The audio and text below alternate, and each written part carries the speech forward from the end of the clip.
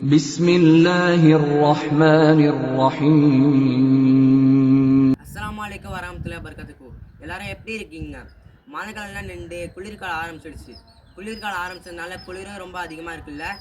ஒருவேளை வருஷம் முழுக்க மழைக்காலமே இருந்துச்சுன்னா அவ்வளோதான் தாங்காது. வருஷம் முழுக்க வெயில் காலமே இருந்துச்சுன்னா அவ்வளோதான் மனுஷன் தாங்கவே மாட்டான்.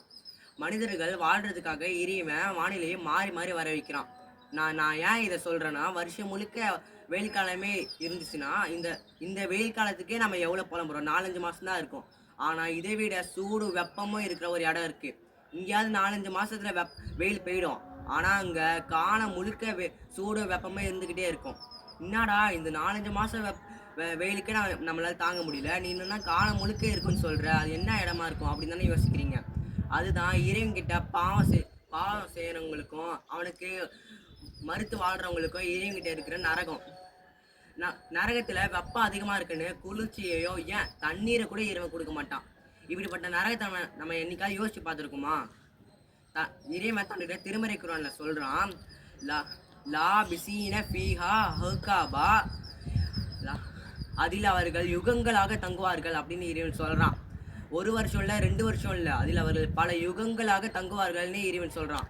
இன்னொரு வசனத்தில் இறைவன் சொல்கிறான், லா எதுக்கூன ஃபீஹா பர்தவ் வலா ஷராபா, அதில் அவர்கள் குளிர்ச்சியையோ குடிப்பதையோ சுவைக்க மாட்டார்கள் அப்படின்னு இறைவன் சொல்கிறான்.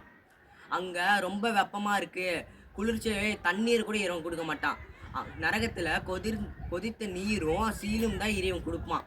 நானாக சொன்னது கொஞ்சம் தான் நரகத்தை பற்றி.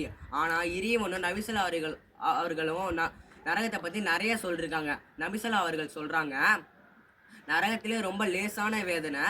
இறைவன் மனிதனோட காலில் நெருப்போட மனிதனோட பாதத்தில் நெருப்போட கங்கை வைப்பான். அந்த நெருப்போட கங்கத்தோட வெப்பம் தாங்க முடியாமல் அந்த மனிதனோட மூளை உருகிடும்னு சொல்கிறாங்க. இதே நரகத்தோட ரொம்ப லேசான வேதனை தான். ஆனால் நரகத்தோட அதிகமான வேதனை எப்படி இருக்குன்னு யோசிச்சு பாருங்க. நரகத்தோட அடித்தட்டு எப்படி இருக்குன்னு யோசிச்சு பாருங்க.